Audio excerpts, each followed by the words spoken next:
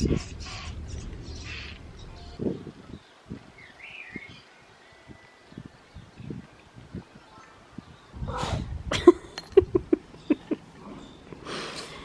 move.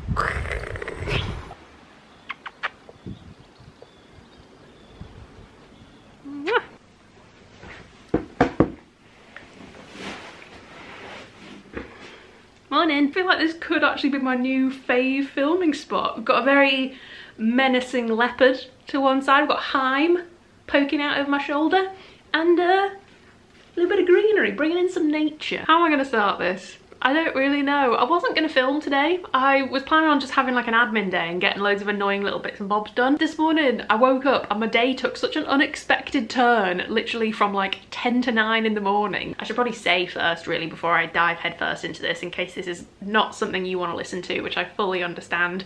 Fast forward, I'm gonna have a little chat about Adele and weight loss portrayed in the media and how people react to that and how that's made me feel this morning. Editing Lucy here, just popping in to say there is also a little bit of eating disorder chat in this part, so if that's anything that affects you and you'd like to skip forward, the timestamp is down below. And I'm sorry there wasn't really much cohesive point to this little segment. I just basically wanted to express how I was feeling and reinforce the fact that worth does not equal weight loss. That's the message of the day, because you probably saw quite a lot of that while all this was going on, so I hope this helps to remind you. I'll write the timestamp in the description box down below, and then you can skip this bit and you can skip to me probably doing something foolish and crafty in a few minutes time. I woke up in such a good mood this morning. I was like, yes, it's gonna be a great day. It's gonna be really calm. I'm gonna feel great. I'm gonna cross loads of things off my list.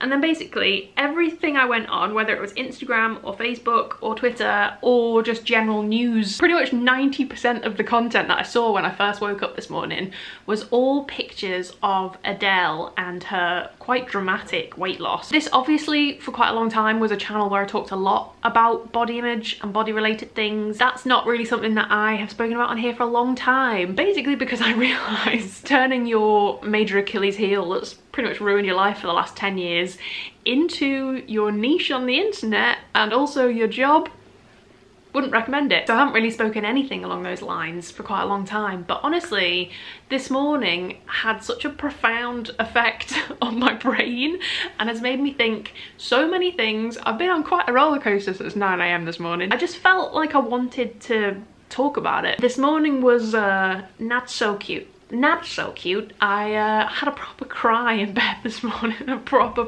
cry. And I think a lot of that was almost because it was a little bit of a shock to see so much weight loss based content suddenly on my square of the internet. I've done a pretty good job of curating my social media. Like I always say, your social media is your space. You curate it however you want to curate it. You see whatever you want to see, and if you find it to be a negative space, then you can totally change that. If you're following the right people, social media can be hugely positive and have the most amazing impact on your life, which my social media space now regularly does. Everybody I follow, well, 99% of them, maybe like 1% of people who I kind of feel obliged to follow, who I've met at events or whatever, I scroll through and I'm like, oh, that unfollow button. So it's really not very often anymore that any kind of weight loss content appears in my vicinity, and while that is an incredibly positive thing for my mental well-being overall, it means when it does pop up, it kind of punches me in the face. So all I saw as soon as I woke up this morning, I mean, part of this is a reminder that don't go on your phone first thing in the morning because it totally dictates how your morning's gonna go. But literally first thing I saw this morning on every single platform,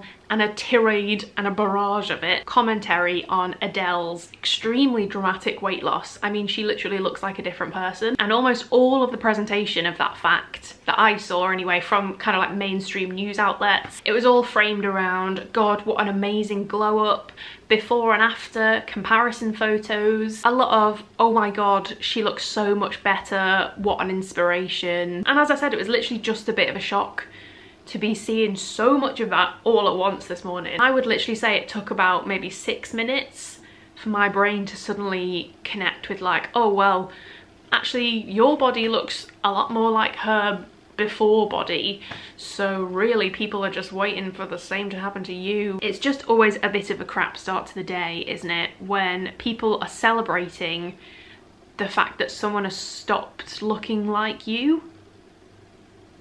I feel like I'm not even saying anything cohesive here. I just wanted to vocalize it because if you've been feeling the same, which a lot of people seem to when I put it on Instagram, I just wanted to say that you're not on your own. It's really tricky when, like, if you've had problems with eating disorders and body image and stuff like that, and it's kind of ruined your life for a really long time, and then you get yourself on the right track and it feels like you've kind of learnt really good coping mechanisms and you've kind of pushed it to the back of your brain and it's not the controlling fact in your life anymore. And something like this happens and it really triggers you and it triggers old thoughts.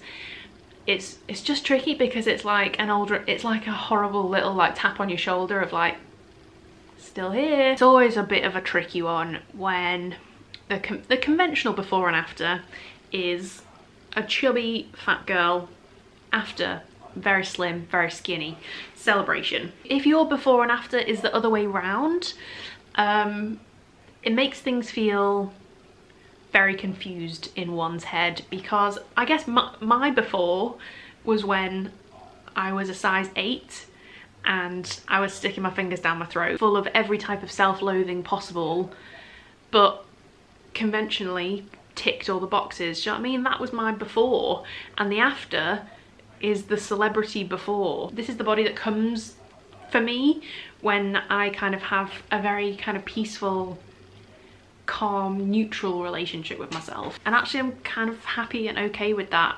If everything else around me is happy and this is the body that the universe kind of fits me into, normally that's how I feel about it. But then when that body is then presented by the mainstream media as the before, throws things into a little bit of a spin. It's a really crappy reminder that like weight loss is still so celebrated, no matter what the cause, what the means. I hate the presentation of like before and after bodies. Just such a blatant kind of disregard for anybody who looks like the before. You're cute, you're beautiful, you're loved, you're worthy, and please don't let these conversations spark old thought patterns and old behaviours, because the ones you have now, the thought patterns that you've got now in your life are so much better, so much happier. And just because some celebrities lost a load of weight, I mean, it's just boring, isn't it? Who cares? Literally, who cares? Oh my god, who cares? Like, obviously I don't know Adele, she's not my mate. The closest we get is through a Glastonbury crowd. Had a lovely time, she was amazing. Like that's what's frustrating as well. Like, she is one of the most incredibly talented female musicians on the planet, and this is what we're talking about. The only reason I want to see Adele in the news is if she's put a new album out.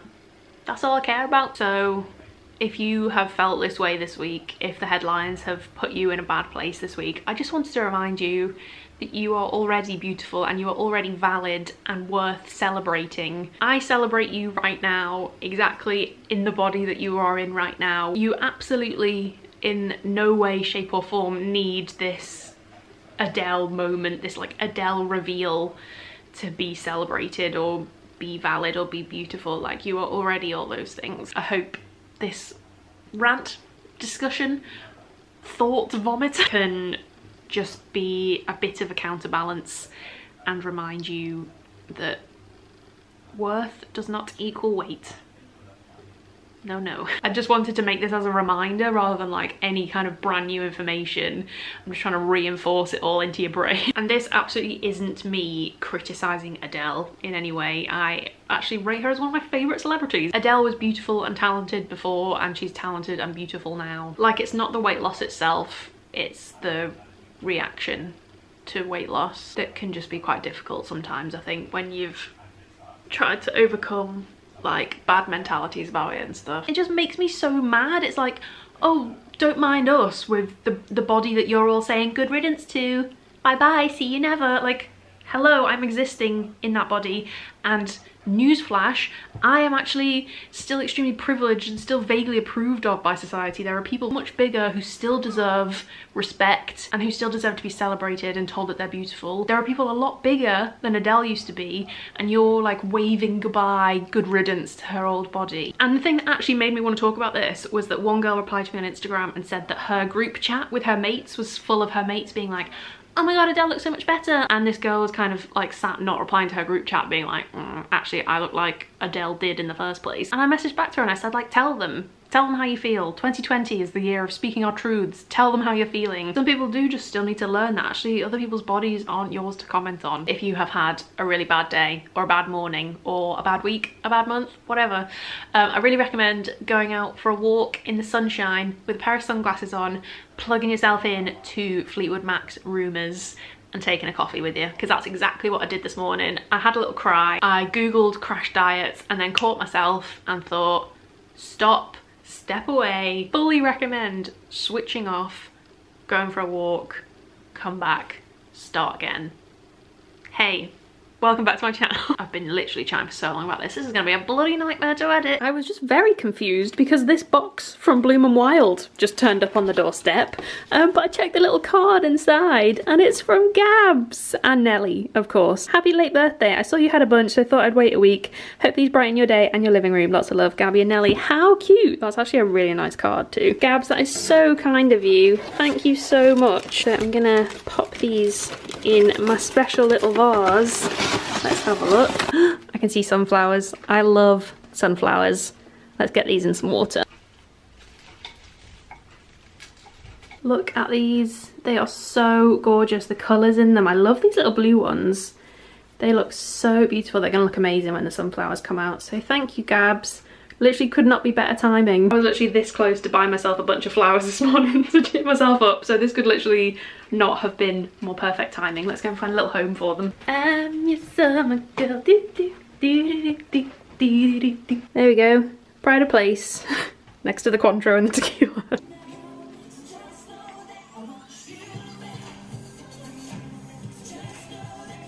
Just had some delicious soup for lunch. Things are looking up. Good, thank you. We watched the whole of the US Office through for the past, how long do you think we've watched it? Like 3 months maybe? Yeah, wow. Really long time. I've never watched it the whole way through before, and we're on the penultimate episode. We just watched part 1 of the finale. I wanna watch the next part, but I'm also like sad to let the characters go. It's the best TV show finale I've seen. I'm really excited. In terms of like, well, the end of that one was just like perfect. Finishing the show, it's the best one I've seen. I'm excited. If you've seen it, let me know what you think of the last episode. It is now 6 p.m. We're done for the day. We're so done with today. We've both had moderately rubbish days. On a scale of 1 to 10, how rubbish has your day been? Worst. 1 being the worst of the worst. Oh, okay. Like, it's been just like 4. It's been so like meh. Yeah. Adam's been meh. I've been really meh. The only good bit of my whole day, actually there's been a couple of good bits. A good bit was walking around in the sun this morning. That made me feel loads better. Watching that episode of The Office earlier with a bowl full of soup. That was nice. The rest has been a big fat thumbs down. But you know what the best bit of today is going to be? I'm about to go and make some Aperol Spritz, because they make everything better and they taste like holidays. Are you gonna have one? Yeah, you'll make them. Yeah, I'm gonna make them. Gonna have to use wine glasses. We're realising during this lockdown that our glassware options are very limited, because I feel like we're having a few more beverages than usual.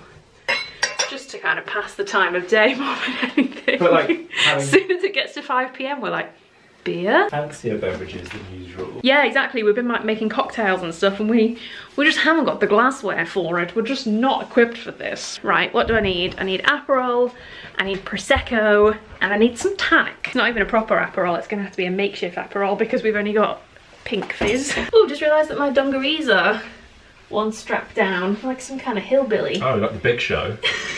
Well, it's the big show. There we go. Not quite so Cletus the slack-jawed yokel. What did you go out shopping for the other day when you came back and you were like, well, I couldn't get eggs, milk, bread or cheese, but I did get Aperol. I was so demoralised after getting nothing on my list that I was just like, alright, I'll have that. You got any eggs? No, oh, the Aperol will do then. Welcome to my cocktail master. Does this count as a cocktail? Yeah, of course. Is that about right? I don't think this Prosecco's very fizzy anymore. Oh dear. We'll get it to the perfect shade of orange. The perfect shade of delicious. Tonic's fizzy, so that'll make it fizzy. Yeah. There you go. Cool. Got no orange, so all in all, Got a straw? Yeah. Get a little stirry stir. That's a good shot. And hey presto. Nice. Making 5 o'clock so much better. 6 o'clock. 6 o'clock. Let's find out how badly I've measured all these things.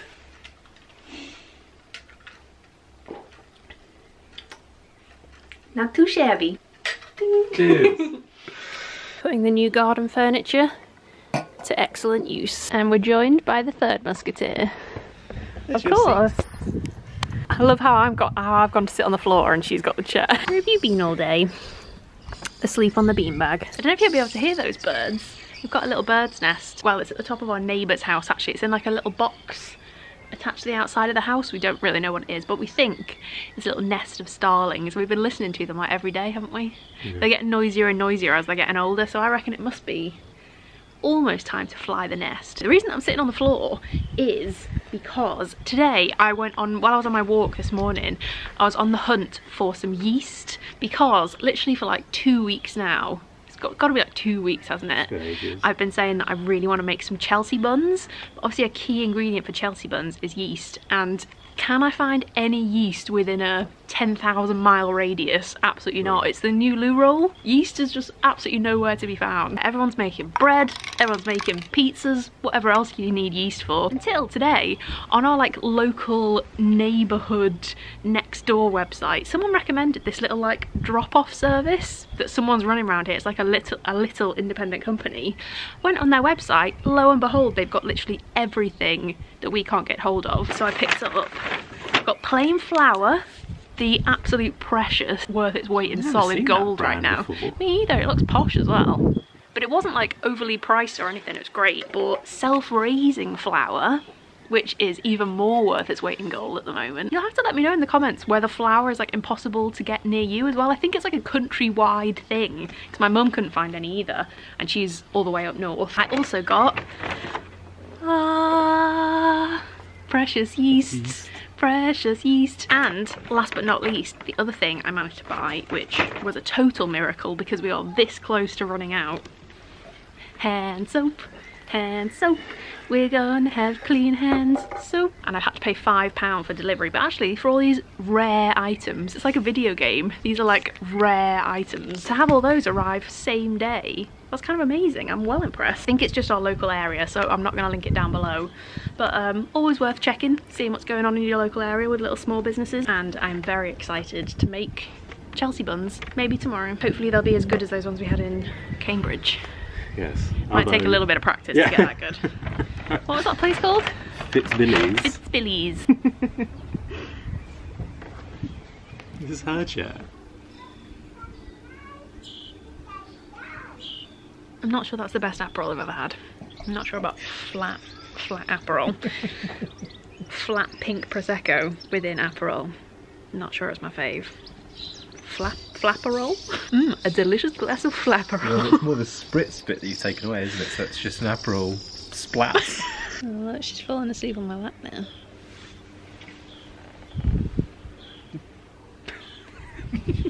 You're clipping my hair now. How is the hair? It's grown back fast, hasn't it? Don't I hate when you do that. I feel like this video has probably been a bit of a pessimistic one today, and I feel really bad about that, but it's just been a bit of a rubbish day. But I thought I'd try and brighten things up because I want to show you a couple of things that we've got growing in the back garden which we're really excited about because apparently we're 95 years old. Before I do that though, I'm going to put some shoes on because this morning, I feel like today took a turn as soon as the slug incident happened this morning. That was like the first thing of my day that happened. I don't think I even told you guys what happened there, but basically I went into the shed to get the new garden furniture and I'm fairly sure I stood on a slug.